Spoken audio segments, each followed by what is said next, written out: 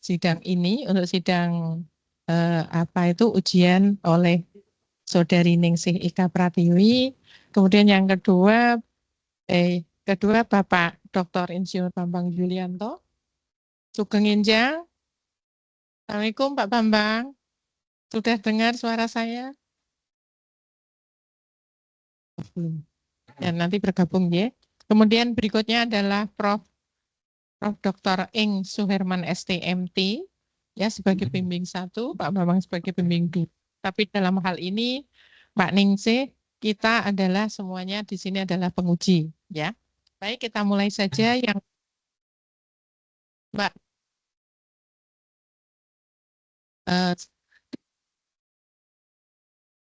berjalan.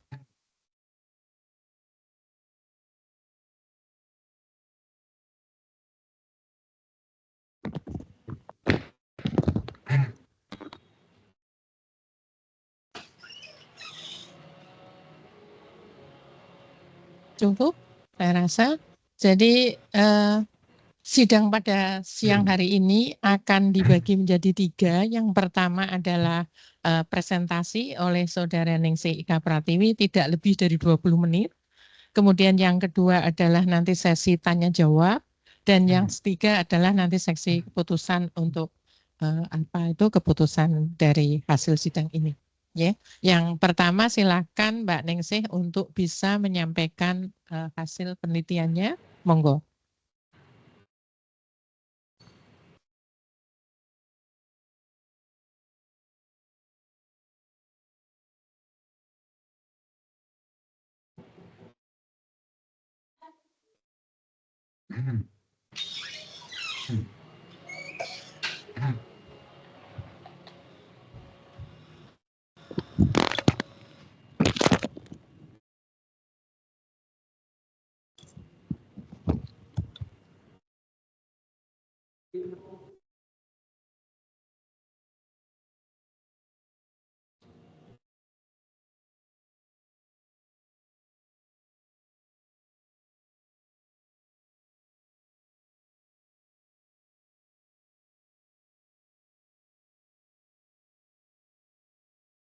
Baik, Assalamualaikum warahmatullahi wabarakatuh.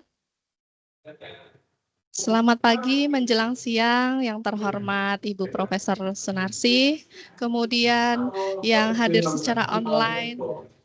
Pak, yang satunya tadi belum ditandatangani Pak. Bapak Bambang Yulianto, kemudian Bapak Profesor Purnawan Adi Wicaksono dan Profesor Suherman. Baik, dalam kesempatan pagi hari ini. Mas Alwi, nanti tanda tangan ya. Mas Alwi, tinggal tanda tangan aja. Mas Alwi minta tanda tangan 2. Di akademik juga. Ya, mohon maaf ini sepertinya Bapak Hastomo. Baik. Belakangnya. Oh ya. Ini 2 ini ya. Iya. 2 tanda tangan, nanti 1 kasihkan saya. Baik, pada kesempatan pagi hari ini izinkan saya mempresentasikan hasil penelitian saya yang berjudul Analisis Penggunaan Baterai Electric Vehicle atau BEV terhadap emisi sektor transportasi Kota Semarang dan pengelolaan limbah baterainya. Di mana paparan akan memuat latar belakang, rumusan masalah, tujuan, metodologi, hasil dan pembahasan hingga kesimpulan akhir. Untuk latar belakang sendiri, isu pemanasan global seringkali dikaitkan dengan emisi gas rumah kaca atau GRK, di mana emisi GRK global 23%-nya berasal dari sektor transportasi dan 69%-nya dari transportasi jalan. Begitupun yang terjadi di Indonesia, di mana emisi gas rumah kaca memegang peranan yang cukup besar hingga 23% dan 90%-nya berasal dari transportasi jalan. Nah, United Nations melalui IPCC dan Paris Agreement pada tahun 2016 menyatakan bahwa untuk menunjang kehidupan yang stabil, maka suhu rata-rata permukaan bumi tidak boleh naik melebihi dari 1,5 derajat Celcius.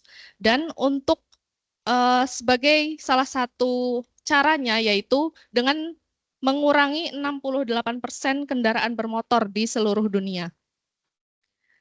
Target ini juga diikuti oleh Indonesia, di mana berkontribusi dalam National Determined Contribution untuk target tahun 2030 dengan bantuan internasional menurunkan emisi karbon sebesar 43,2% dan dengan upaya sendiri 31,89%.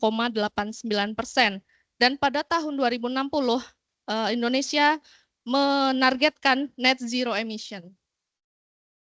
Sementara itu, kondisi transportasi di Kota Semarang sendiri, di mana Pulau Jawa menjadi pusat atau penyumbang terbesar kendaraan bermotor, dengan Jawa Tengah menempati urutan ketiga. Dan di Jawa Tengah sendiri, meskipun Semarang ini jumlah penduduknya bukan yang tertinggi, namun untuk kendaraan bermotor sangat besar, mencapai 9,3% atau hampir 2 juta unit kendaraan bermotor ada di Kota Semarang. Nah, menurut penelitian dari Sofaniadi ini, dalam kurun waktu 15 tahun, emisi dari karbon dari transportasi ini dapat meningkat hampir 2 kali lipat. Kemudian bagaimana upaya pemerintah Indonesia dalam sektor transportasi ini? Salah satunya yaitu dengan terbitnya Peraturan Presiden Nomor 79 Tahun 2023 tentang percepatan program kendaraan bermotor listrik berbasis baterai untuk transportasi jalan, di mana menargetkan sekian unit dari roda 4 dan roda 2, namun realisasinya hanya sekitar 0,19%, bahkan tidak sampai 0,2% realisasinya. Ini pada tahun 2020. Namun ternyata pada tahun 2021 dan 2022 ini mulai meningkat, bahkan hampir 5 kali lipat dari 2021 ke 2022. Hal ini juga diperkirakan akan semakin meningkat lagi dengan adanya Permen-Perin Nomor 21 Tahun 2023, yaitu tentang subsidi pembelian motor listrik roda 2 sebesar 7 juta rupiah.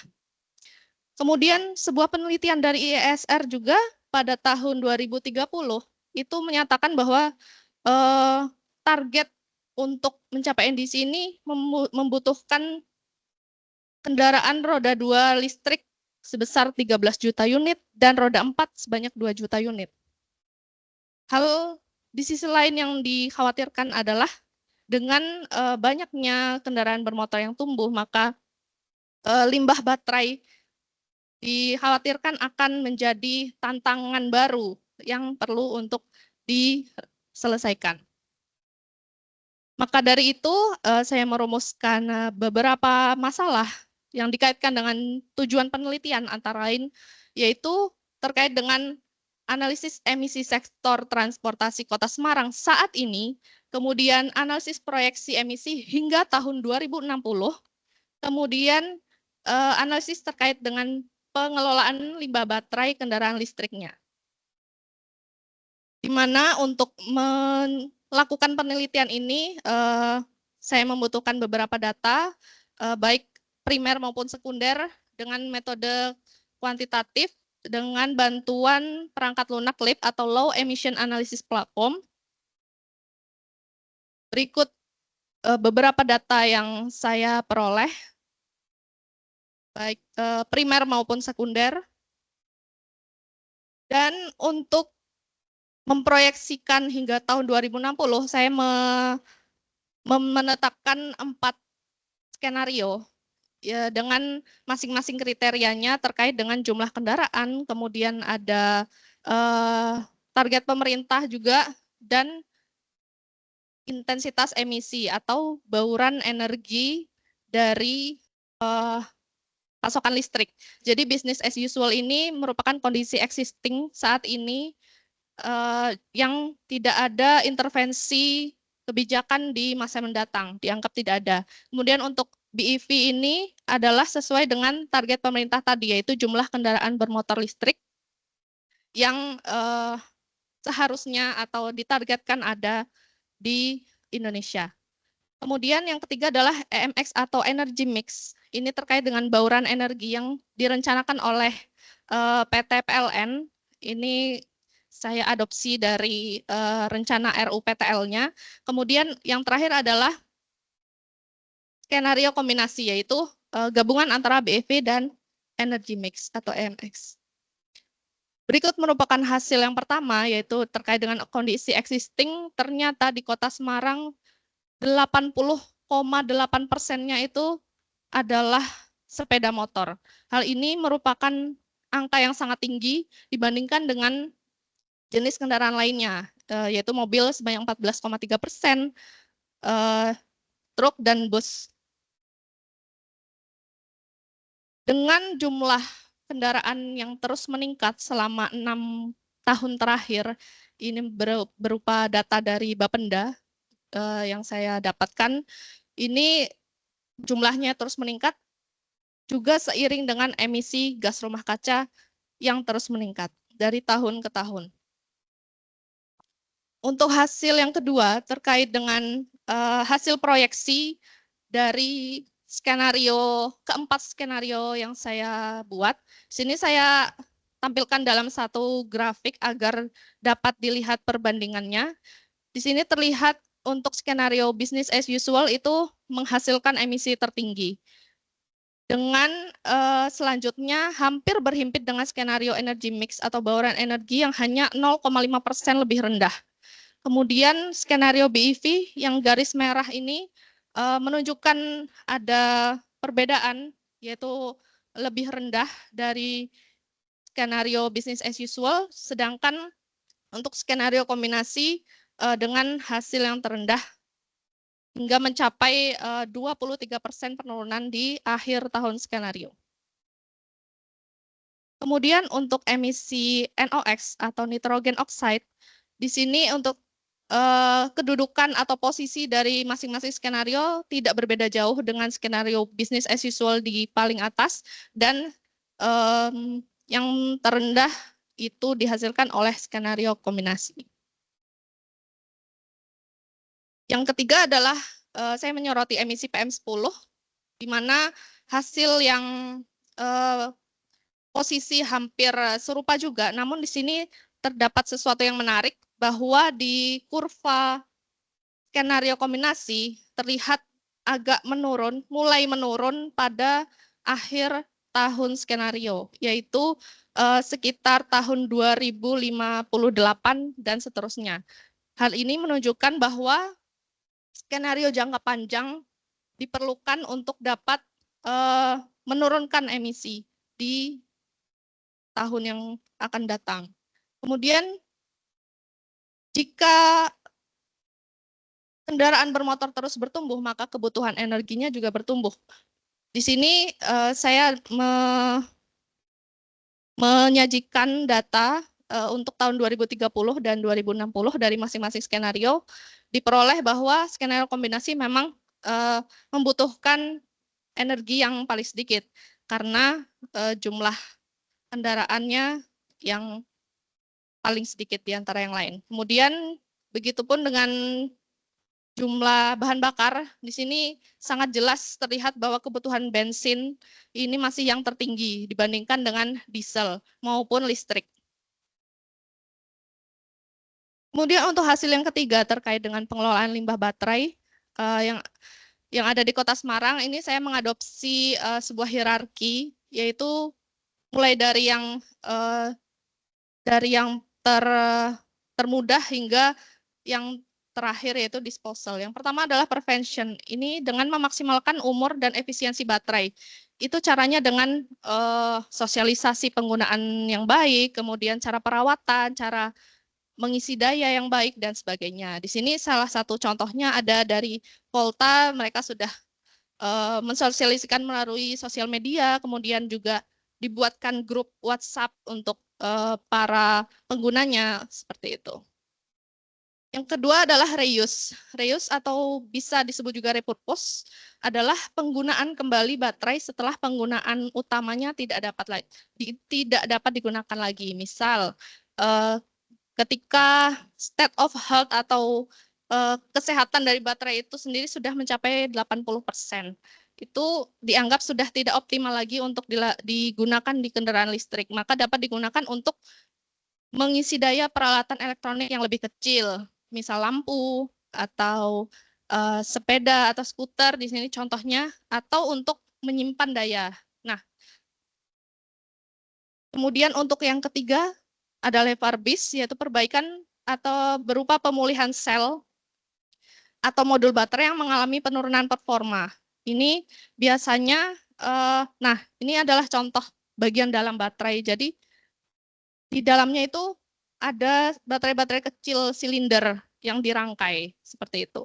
Di Semarang sendiri hal ini sudah dilakukan biasanya oleh teknisi atau ahli-ahli elektronik yang bisa membongkar baterai ini.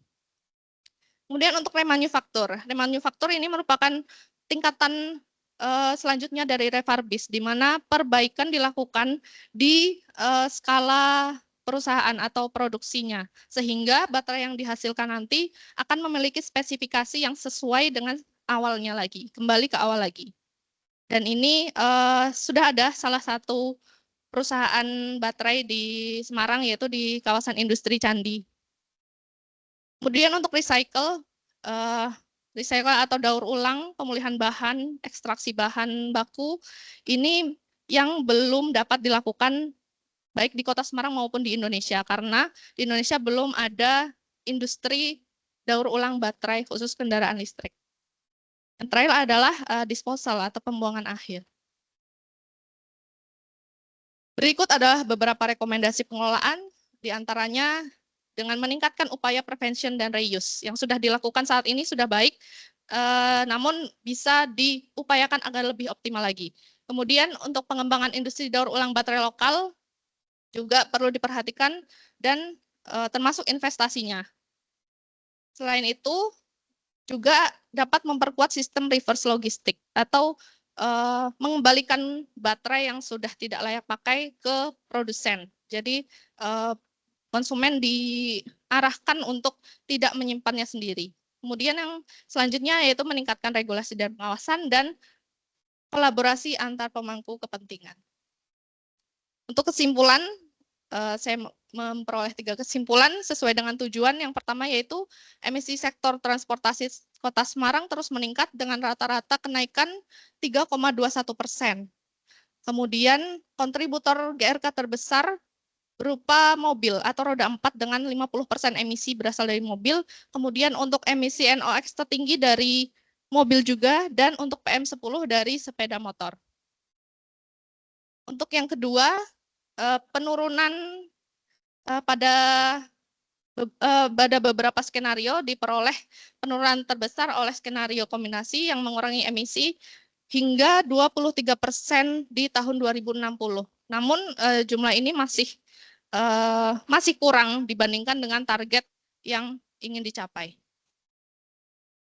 Selanjutnya, terkait dengan pengelolaan limbah baterai kendaraan listrik, ini masih berfokus pada prevention atau pencegahan, penggunaan kembali, dan perbaikan di tingkat di skala kecil. Namun untuk keberlanjutan perlu adanya intensitas pengelolaan dan upaya daur ulang, khususnya di industri dalam negeri. Sekian yang dapat saya sampaikan, mohon masukan dan saran atau komentar dari Bapak Ibu sekalian. Terima kasih. Wassalamualaikum warahmatullahi wabarakatuh. Warahmatullahi wabarakatuh. Terima kasih Mbak Ika telah menyampaikan hasil penelitiannya dengan baik. Ya, ini juga Ibu rasakan seperti kemarin saya banyak memberikan masukan gitu, telah diakomodir dengan baik gitu. Kalau mungkin Bapak Ibu yang lain itu, jadi hasil penelitian ini menurut saya penguji satu dulu gitu, saya mohon maaf, saya memberikan komentar dulu bahwa Mbak Ika ini telah menyampaikan hasil penelitiannya dengan baik, dan apa yang telah kemarin kita mencoba untuk memberikan masukan telah dibuat dengan baik juga, ya, seperti tadi untuk prediksi tahun 30 itu bagaimana, tahun 40 bagaimana, jadi tidak ada jeda ya. Itu mungkin kalau terkait dengan ilmu saya kaitannya dengan prediksinya gitu. Nanti sambil jalan saya serahkan dulu ke Prof. Purnawan untuk bisa memberikan komentar, saran, masukan, monggo Prof. Nggih, matur nuwun Prof. Narsi. Selamat ya Mbak Ningsih ya, sudah terakhir ini ya. Semoga Terima kasih Pak Prof. Ah. Purnawan. Selamat juga untuk Bapak atas gelar barunya. Iya ini masih anget ini katanya. Baik, ini sedikit yang saya tambahkan. Ini kan ditarik sampai 2060 gitu ya. Data ini loh. 2060. Ya, mungkin ada penjelasannya kenapa sampai 2060.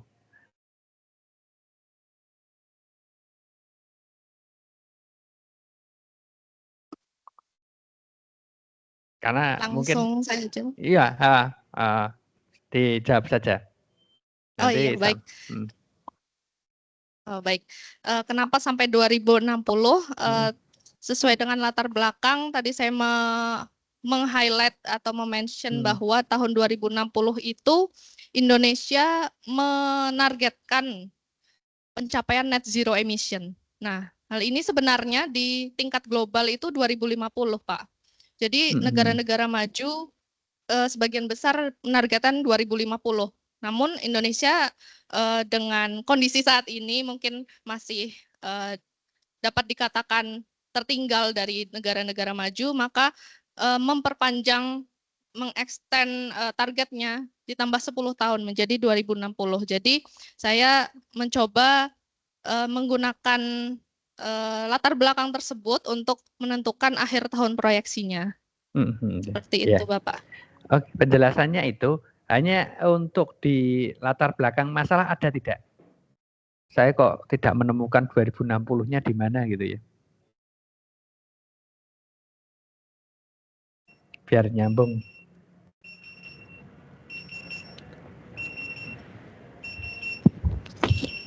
Ada di paragraf berapa? Bapak. Paragraf berapa? Kalau sudah ya berarti ya udah. Paragraf di halaman 2. Halaman 2 ya. Ya, di paragraf kedua di halaman 2. Itu di atas, Bapak. Setelah persen-persen, selain itu net zero emission targetkan pada tahun 2060. Halaman 20, 30. Oh ini ya, selain itu net zero emission juga ditargetkan sampai pada 2060, pada tahun 2060 ini ya. Ya. Oke. Jadi saya kira nanti ketika anunya lebih penting karena itu. Kalau tadi kan banyaknya 13, hanya satu ini ya. Satu kata ini ya yang di sini ya. Kalau Iya, menurut saya Bapak. karena ini jadi patokan Anda 2060 sehingga analisisnya itu kan lebih dalam ketika kita mengatakan 2060 itu Indonesia targetnya, sehingga ketika pada saat tahun itu berakhir itu apakah itu nanti baseline tersebut bisa tercapai atau tidak gitu ya. Baik, Bapak. Nanti akan saya tambahkan dan kembangkan lagi. Itu saja yang agar lebih lebih mengenai ya antara, karena di sini 2060 itu kan mestinya harapannya gitu ya, target tersebut dengan 4 skenario tadi bisa dilakukan analisis begitu ya, mana yang paling powerful lah gitu ya untuk mencapai 2060 itu net zero emission. Oke. Kemudian sedikit terkait dengan abstrak, saya agak kesulitan ketika nanti kalau pertama membaca misalkan ada singkatan BAU, bau gitu ya, business as usual gitu ya. Ini mungkin di depan ada, tapi ketika di abstrak nggak ada ya kita harus nyari-nyari gitu ya. Betul Mbak? Baik, Bapak. Untuk singkatannya. Singkatan ini ada beberapa, misalkan EMCOM gini ya, skenario.com ini singkatan atau bukan gitu ya. Nah, ini sebenarnya lebih ke kode sih, Pak. Kode atau yang EMX gitu ya. Nah, ini kan jadi untuk kalau bukan singkatan ya nanti kita menduganya singkatan, Misalkom sama EMX gitu. EMX singkatan bukan, Mbak? Energy mix dari kata energy mix, Pak. EMX. Jadi agak ini ya. Kalau yang atas kan ada lip gitu, BEV baterai, nah, itu kan enak gitu ya. Cuma biasanya orang kan melihat abstraknya dulu, ini apa sih kalau melihat apa namanya dalamnya sih mungkin ada ya gitu ya. Tapi kalau ya ketika orang membaca itu biasanya kan abstraknya dulu. Baik Bapak, Gitu nanti ya. saya tambahkan. Nanti jadi ini ya biar lebih gampang. Di ini sih ada nih. Ya, di dalam isinya sih di bab 2 sih ada gitu ya. Oke, terus satu lagi tadi apa ya? Sebentar saya cek di terkait dengan 4 skenario tadi, 4 skenario yang dibangun. Nah, ini di mana Mbak Ningsih menjelaskan kenapa sih 4 skenario itu muncul gitu kan, faktanya gitu ya. Nah, ini di bagian mana Mbak Ningsih menjelaskan itu? Kan tidak Baik. mungkin skenario itu turun dari langit gitu ya. Oke, baik Bapak. Baik, izin menjawab terkait dengan penentuan. Kenapa 4 skenario? Kenapa tidak 2, 3, atau kenapa enggak 10 gitu ya Pak? Iya, Nah, betul. yang pertama saya di bagian mana? Di bagian mana? Di bagian mana? Di draft, halaman di 35. 35 saya cek ya. 35. Iya. Bentar. 35. 35 itu di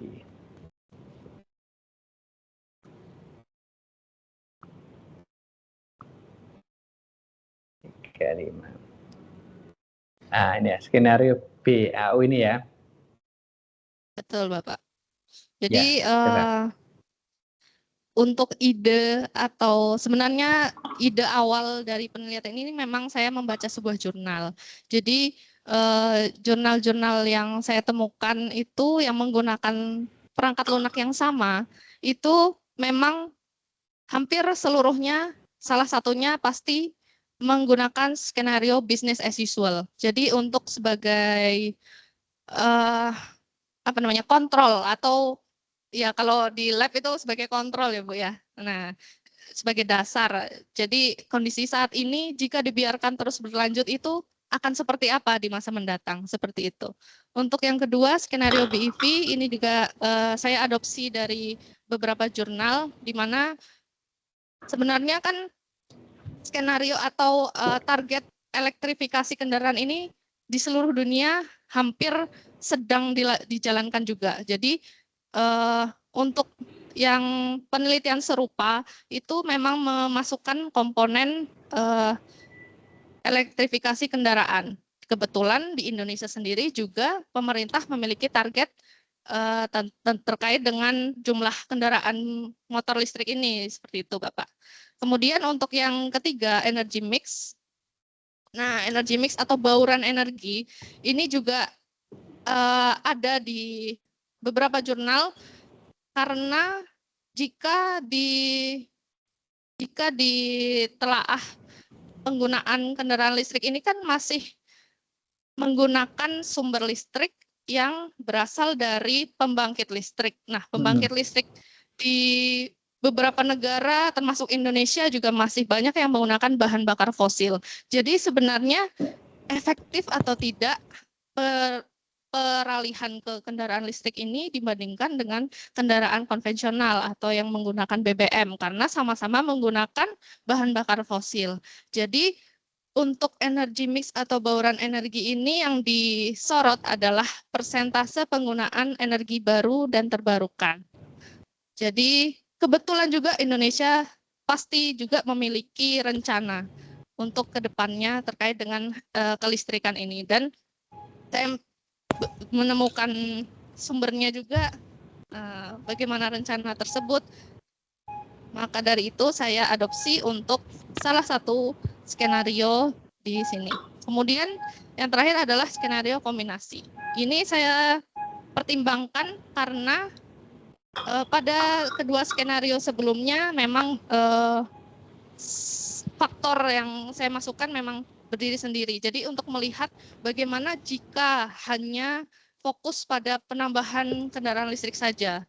bagaimana jika hanya lebih berprioritas pada bauran energi saja, dan bagaimana jika kedua hal tersebut dikombinasikan? Apakah efeknya akan sama atau tidak berbeda jauh? Apakah lebih baik? Seperti itu, Bapak. Ya, ya. Jadi ini kan mau membangun skenario yang memang menjadi masukan atau nanti menjadi input bagi pemangku kepentingan gitu ya. Tentu kalau yang tadi di awal seperti business as usual itu memang sebagai milestone, titik awal gitu ya. Sekarang itu kondisinya begini, kalau dibiarkan ya akhirnya gini gitu ya. Kemudian mungkin fenomena, kenapa BEV gitu kan, battery electrical vehicle. Nah, ini kan ada 2 mobil sama motor ya Mbak. Nah, persentasenya banyak, tadi disebutkan motor gitu ya. Betul Mbak? Iya, Bapak. Sehingga ketika nanti mau mengurangi dengan skenario ini, nah ini kan mestinya gitu ya, mestinya ketercapaian terhadap 2060 itu seperti apa, dengan kondisi apakah nanti semua diwajibkan, 2060 itu diwajibkan semua pakai electrical atau tidak gitu ya. Itu kan skenarionya mungkin bertahap atau apa begitu ya.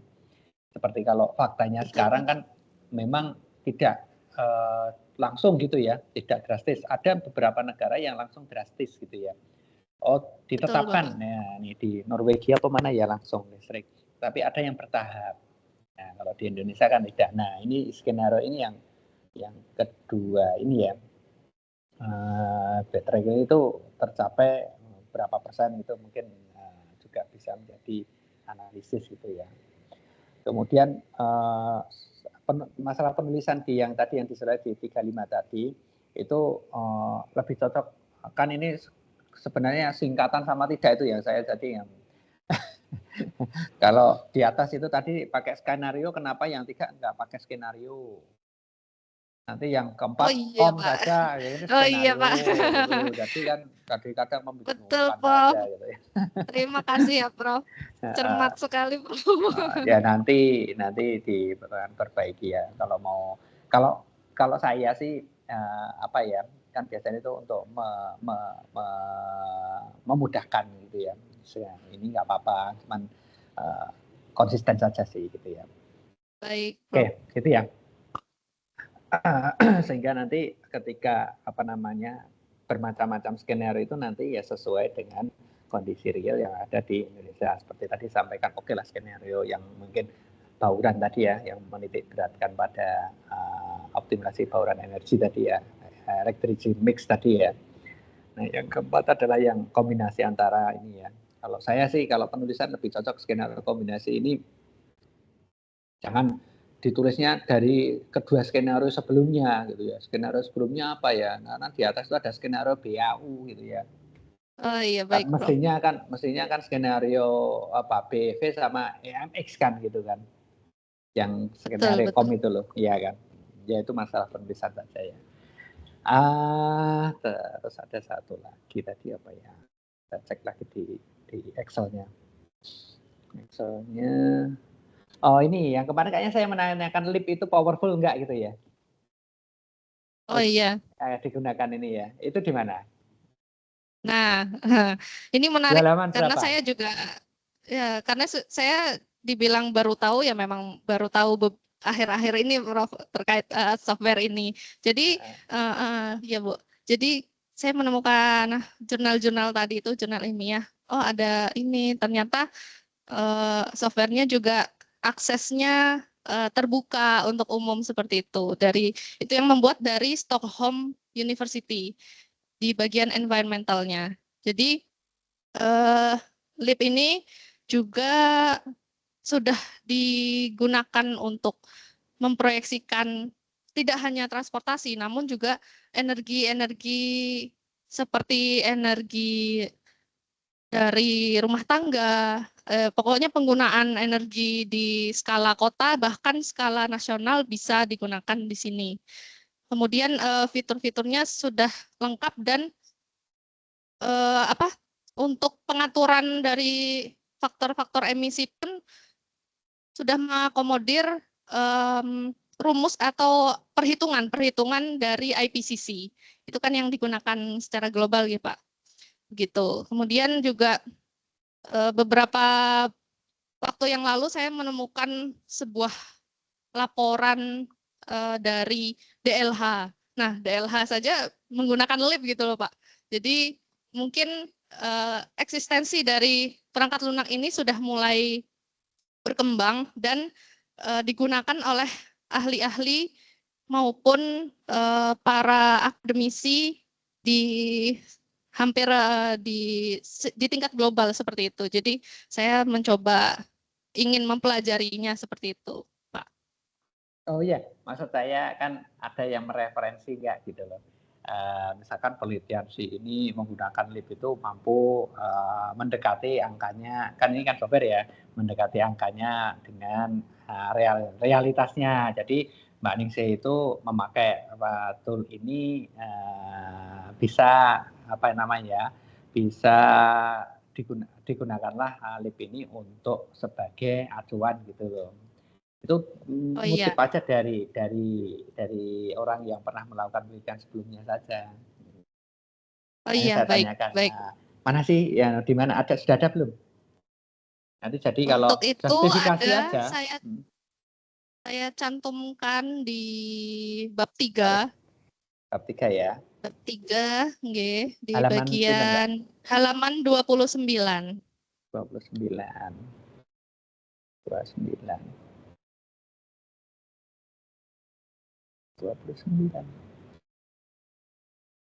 Nah, saya scroll karena kalau di ini scrollnya lama. 29 ya. Ini di paragraf Di paragraf 1 ya? Ya. Iya, betul.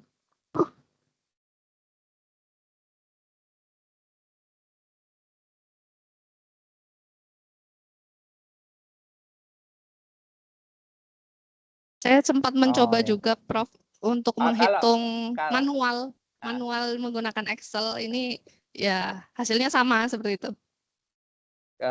Cuman untuk kan, proyeksi, cuman untuk hasil proyeksi kan belum tahu ya Prof. Ya nggak mungkin karena kan ini. Nah kalau menurut saya itu ditambahkan kamu bisa mengacu menurut ini kan baru menggunakan saja atau menggunakan dan itu akurat gitulah istilahnya, bahasanya akurat untuk memprediksi gitu ya. Ada kata-kata misalkan akurat gitulah. Jadi kalau kamu ditanya, dan nanti penelitianmu akurat dah gitu kan, memakai LIP ini gitu kan, ya kamu ini berdasarkan melandaskan pada penelitian orang lain saja gitu. Kalau ada kata-kata itu di jurnal itu ya dikutip nggak masalah, lebih baik gitu ya. Baik Pak.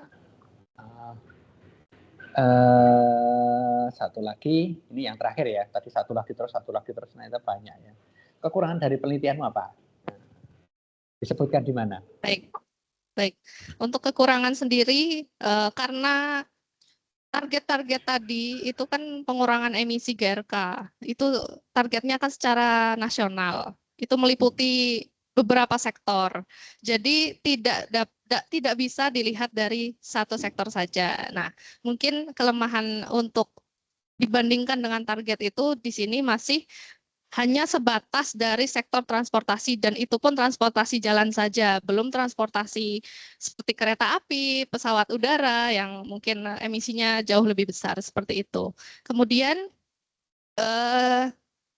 keterbatasan penelitian yang kedua, ya, yang kedua ini terkait dengan kendaraan listrik. Nah, kendaraan listrik sebenarnya bukan hanya baterai electric vehicle saja, seperti mungkin pada saat seminar proposal saya sempat menjelaskan tentang berbagai macam kendaraan listrik, ada hybrid, itu juga ada unsur kelistrikannya juga, kemudian plug-in hybrid. Nah, jadi jenis-jenis kendaraan listrik masih ada yang lain, dan saya hanya menyoroti tentang baterai electric vehicle karena yang banyak ditemukan di Kota Semarang kebetulan yang jenis BEV ini. Seperti itu. Selanjutnya untuk keterbatasan lain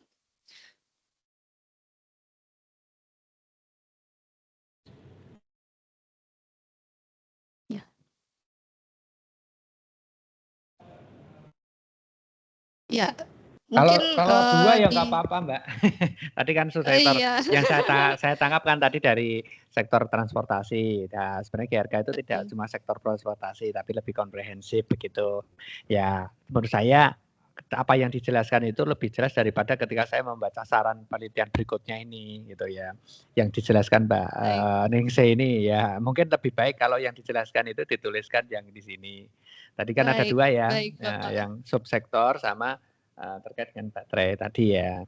Apa Baik, namanya? Kan ada namanya baterai yang apa dikenal hibrid itu loh, separuh baterai, separuh tidak gitu ya. Padahal itu juga iya, Bapak. apa namanya sekarang mungkin di Indonesia baru berkembang gitu ya, hibrid itu ya, teknologi hibrid tadi. Betul. Oke, saya kira itu dari saya, Prof. Sunarsi. Terima kasih atas kesempatannya. Saya kembalikan kepada Ketua Penguji, Prof. Sunarsi. Monggo, Prof. Sunarsi.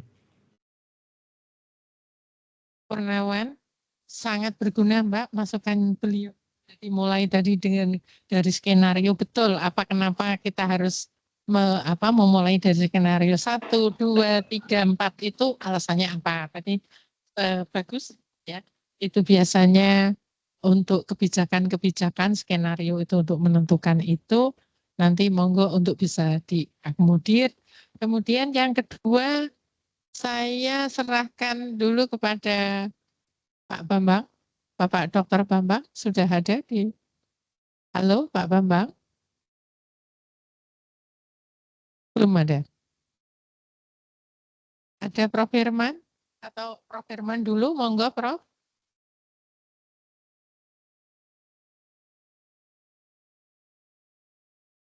Halo Pak Bambang. Pak Bambang dulu, monggo. Pak Bambang, selamat pagi Bapak.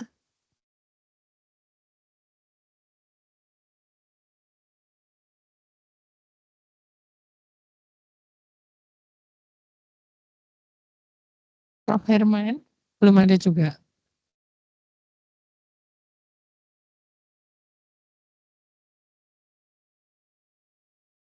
Saya sambil lanjut Mbak Ningsih, Mbak Ika.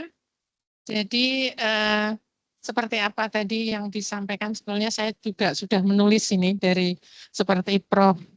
Purnawan bahwa skenario-skenario itu ditentukan tentunya ada sesuatu alasan kenapa ditentukan skenario 1, 2, 3, dan 4. Nah, Ibu ingin tahu kenapa yang terpilih itu justru dikombinasinya. Kira-kira apa yang menjadi unggulan dari skenario yang keempat nanti bisa menjadikan usulan ke apa ini nanti ke Departemen Perhubungan atau apa tuh? Monggo Mbak Ningsih untuk bisa diketahui. Baik, terima kasih Ibu Prof. Sunarsi. Untuk skenario terpilih yang saya nyatakan terbaik seperti itu ya Ibu. Ini adalah skenario keempat, yaitu merupakan skenario kombinasi antara faktor-faktor atau skenario yang ada di BEV dan EMX. Mengapa skenario kombinasi ini menjadi skenario terpilih? Saya melihat dari hasil proyeksi emisi, diantaranya emisi gas rumah kaca, nitrogen oksida, dan PM10 yang di perbandingan proyeksi Ibu yang di 4.2.2 di situ kan saya membandingkan hasil dari keempat skenario ini dan ternyata skenario kombinasi menghasilkan proyeksi emisi yang terendah dibandingkan ketiga skenario lainnya. Meskipun skenario BEV juga menunjukkan perbedaan yang cukup signifikan dibandingkan dengan EMX yang hampir berhimpit kurvanya. Namun di skenario kombinasi ini lebih terlihat ada perubahan di gambar 4.18 untuk proyeksi emisi GRK yang garis kombinasi ini kan yang warna toska atau hijau muda ini itu agak lebih menjauh di akhir 4.18 Ibu, gambar 4.18 nggih, halaman 57. Nah, di situ posisi garis kurva proyeksinya itu di menjelang akhir tahun skenario mulai dari 2050 itu mulai mau menjauh dari yang BEV. Jadi untuk jangka panjang sepertinya skenario kombinasi ini akan lebih menghasilkan emisi yang lebih rendah dibandingkan hanya bergantung pada BEV seperti itu, Ibu. Yang berikutnya adalah ini yang dipakai untuk proyeksi itu adalah perangkat lift ya Mbak. Nah, dari hasil itu tadi sempat Prof. Purnawan menanyakan bagaimana keakurasiannya. Nah, bagaimana kita mengukur bahwa setelah kita prediksi gitu ya, itu adalah tepat. Akurasinya itu dengan melihat apanya? Ya, untuk akurasi sendiri, saya sudah mencoba menggunakan perhitungan manual, menggunakan Excel, Ibu. Jadi kan komponennya ada jumlah kendaraan, ada jarak yang ditempuh, jarak rata-rata yang ditempuh kendaraan tersebut selama setahun, kemudian faktor emisi masing-masing kendaraan juga. Nah, itu saya masukkan ke rumus, saya hitung menggunakan Excel, hasilnya betul. Kemudian untuk hasil proyeksi. Nah, hasil proyeksi ini kan di beberapa literatur saya menemukan bahwa untuk proyeksi dapat menggunakan metode trendline. Trendline atau tren yang dari tahun-tahun sebelumnya. Maka dari itu saya mengambil data yang historis atau yang sudah dari 6 tahun terakhir kebetulan yang saya peroleh itu. Sebetulnya saya merencanakan 10 tahun terakhir, Ibu. Namun dari Bapenda sendiri menyatakan bahwa data-data yang di bawah 6 tahun terakhir itu sudah dimusnahkan atau mungkin sudah di penyimpanan yang lebih ini seperti itu. Jadi yang saya peroleh 6 tahun terakhir dan dilihat pertumbuhan rata-ratanya seperti itu. Jadi saya menggunakan acuan pertumbuhan yang hampir sama setiap tahunnya itu untuk memproyeksi di tahun-tahun berikutnya. Kira-kira efeknya berapa? Antara prediksi dengan yang tadi kondisi datanya sebenarnya. Dikaji di halaman berapa itu? Kebetulan untuk error penelitian atau kemungkinan gap gitu ya Bu ya. Sebenarnya di sini belum saya masukkan nih Bu. Kalau itu bisa ditampilkan toh seandainya kita sudah punya data yang prediksi. Kemudian bagaimana mengetes bahwa tadi juga sempat tadi Pak Prof. Purnawan tadi bagaimana kita melihat keakurasian. Tapi kebetulan beliau tadi bilang bahwa peneliti siapa toh yang kalah itu nanti ya, untuk cukup ditambahkan. Siap. Dan mungkin tambahan untuk yang kalau bisa dihitung errornya kalau antara prediksi dengan data yang sesungguhnya itu kan ada berapa persen gitu. Kalau itu lebih mendekati yang sebenarnya kan berarti alat ukur kita untuk memprediksi adalah tepat. Contoh itu salah satu untuk mendukung tadi. Baik ya, kenapa pakai lead, kenapa yang gitu. Ya, itu cukup baik Mbak untuk bisa disampaikan. Jadi kalau nanti apa itu mungkin di abstrak tadi juga Prof. Purnawan juga mencoba untuk mengkritisi dari abstrak, ya hasilnya nanti juga bisa disampaikan bahwa ternyata alat perangkat yang kita pakai mempunyai ketepatan, keakuratan itu dengan tepat. Saya rasa yang lain sudah cukup bagus.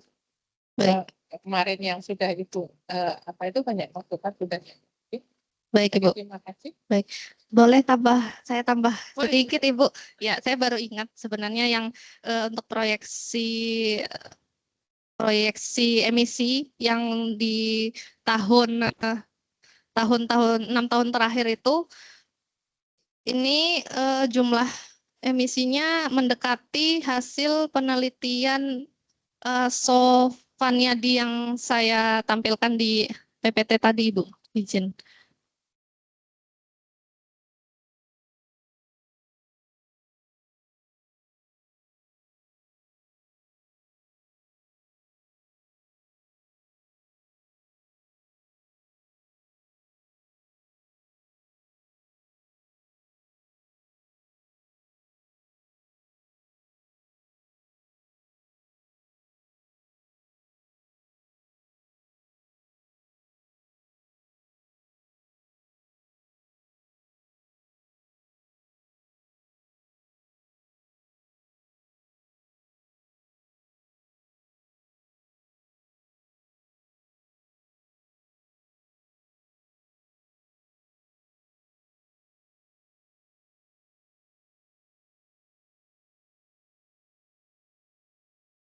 Nah, di sini beliau menghitung emisi GRK mulai tahun 2015. Nah, 2015 itu menunjukkan 1.350,7 kiloton CO2 ekuivalen. Kemudian di gambar 4.4, kebetulan ini karena data yang saya peroleh yang paling lama itu 2018, di situ sekitar 1,5-an juga Ibu di situ. Di 2018 itu 1,5-an. Jadi kemungkinan di tahun 2015 memang sekitar 1,3 atau di bawahnya lagi karena melihat tren yang terus bertumbuh seperti itu Ibu. Jadi tidak terlalu jauh gapnya.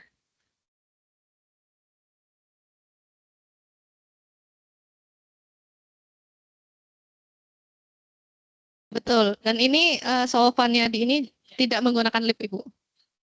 Tidak menggunakan lip. Okay. Sudah ada? Halo.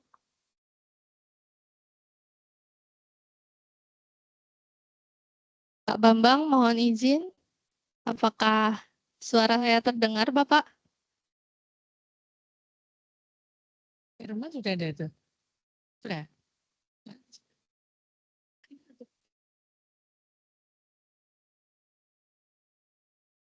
Coba.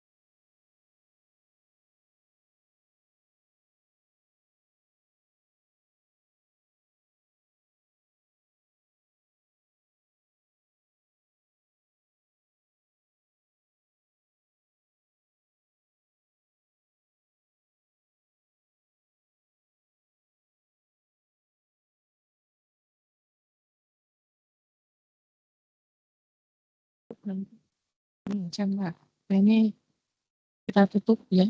Oh sudah itu nanti mohon pertimbangannya pengalaman deh. Halo Prof. Purnawan, masih ada di tempat? Halo. J, Prof. Purnawan. aman? Prof. Sunarse? J. Gimana? Prof. Ini beliau berdua kayaknya juga masih rapat di Jakarta, nggak bisa, maksudnya Ya, untuk nggak memberikan apa-apa. masukan sementara kita kan sudah Ya. cukup, nggih? Cukup. Ya, Itu. sudah cukup. Sudah saya berikan nilai juga. Jadi, kalau saya secara pribadi secara ini sudah begitu baik dan sempurna, tapi monggo nanti Mbak Ningsih untuk bisa berkomunikasi, tapi tolong disampaikan juga bahwa ini hasilnya sudah cukup baik dan menurut Ibu tadi Prof. Purnawan maupun Ibu juga tadi sepakat sebenarnya di skenario-nya tadi dibenahi, kemudian untuk penggunaan program lift-nya juga tadi baik, seperti juga Prof. Purnawan nanti disampaikan bahwa keakuratannya bagaimana, tadi salah satunya itu. Ngaten ya Prof, jadi ini sudah tidak usah kita suruh keluar dulu, saya rasa. Enggak usah, langsung saja itu. Bisa kalau saya secara pribadi ini nanti beliau berdua bisa dinyatakan lulus. Ya, untuk hanya ya. Sudah langsung saya isi di siapnya sekalian, Pak. Prof, daripada kan nanti saya kelewatan, mohon maaf, saya isi dulu di siap, sudah saya setujui. Matur nuwun. Terima kasih banyak, Prof. Sami-sami, sami-sami. Jadi matur nuwun atas kerawuhannya dan masukan yang sangat berguna untuk mahasiswa untuk menyempurnakan, dan untuk itu saya secara mewakili program mengucapkan banyak terima kasih. Untuk itu kali ini kita tutup ya. Terima kasih. Assalamualaikum warahmatullahi wabarakatuh. Waalaikumsalam warahmatullahi wabarakatuh. Saya izin keluar dulu, Sehat ya. selalu. Selalu, Mbak Ningsih. Semoga lancar semuanya.